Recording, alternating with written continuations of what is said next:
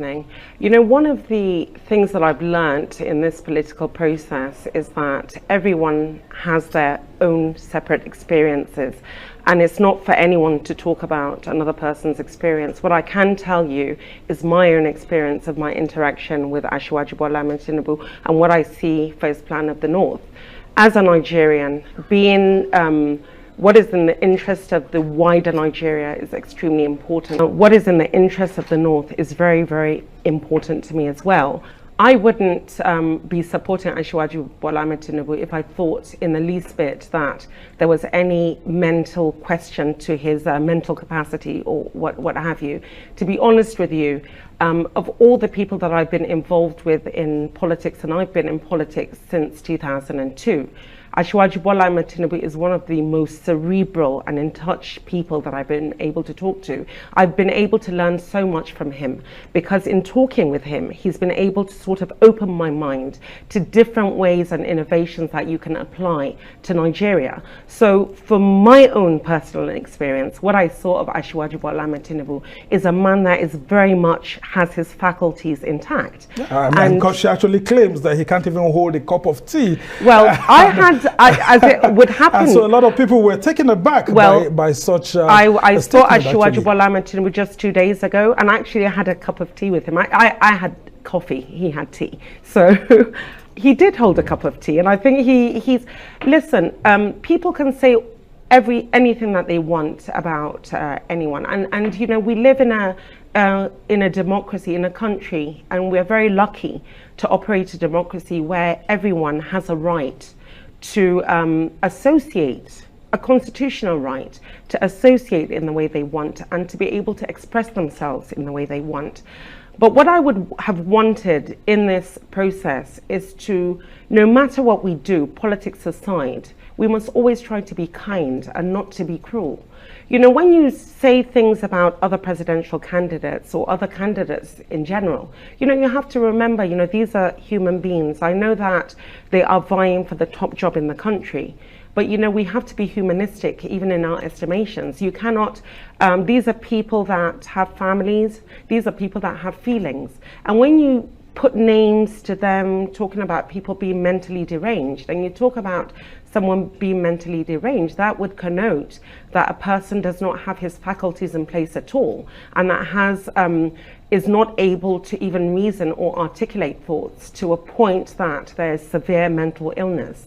And if that was the fact, I don't think Asiwaju Bola Ahmed Tinubu would have been able to campaign in the way that he's doing. And no matter what anyone says, I think nobody can take away from him that he gets up every single day since we kicked off our campaign.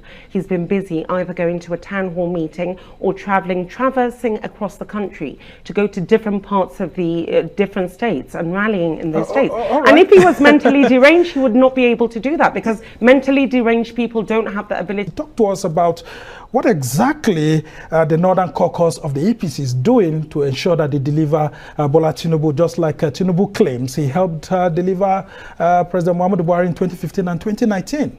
It's a good thing that I personally am actually not only involved at the national level of this campaign, I'm also involved at the grassroots level. I'm the Secretary General of the Katsina Campaign Council, and I literally, from day to day, even tomorrow I'm traveling to Katsina for campaign, I go to the very ground. I have relations with people on the ground in Kano, in Kebbi, in Kaduna, and all parts of the north.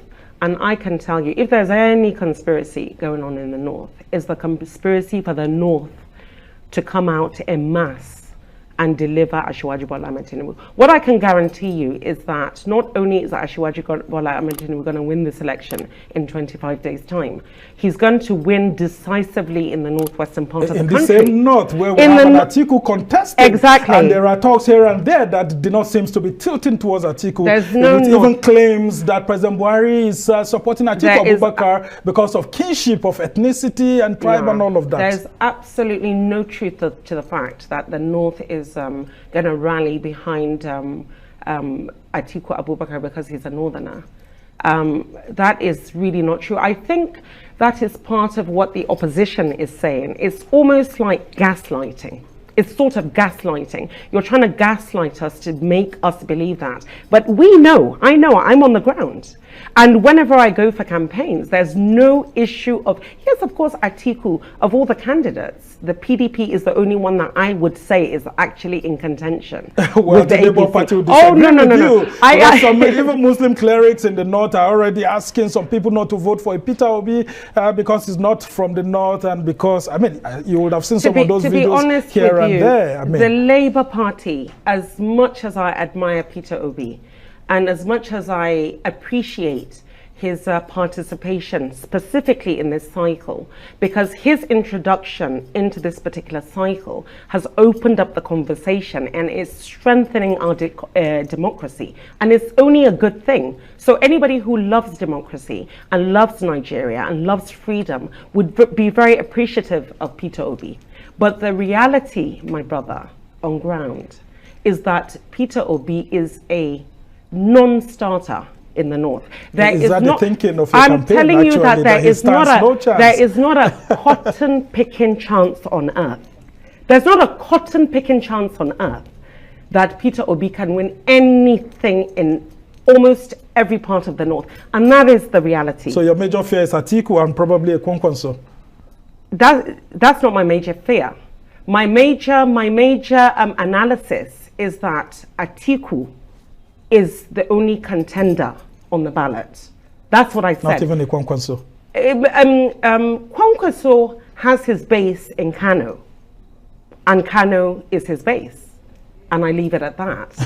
And I don't think that the NNPP, as much as Kwankwaso again is an amazing patriot, a Nigerian who I'm immensely proud of, especially being from the northwestern part of the country, but unfortunately, NNPP does not have the latitude or the capacity to be able, or the structure, we talk about structure all the time, to be able to win the election across the board in the way the Constitution requires, in the same way that Peter Obi does not either.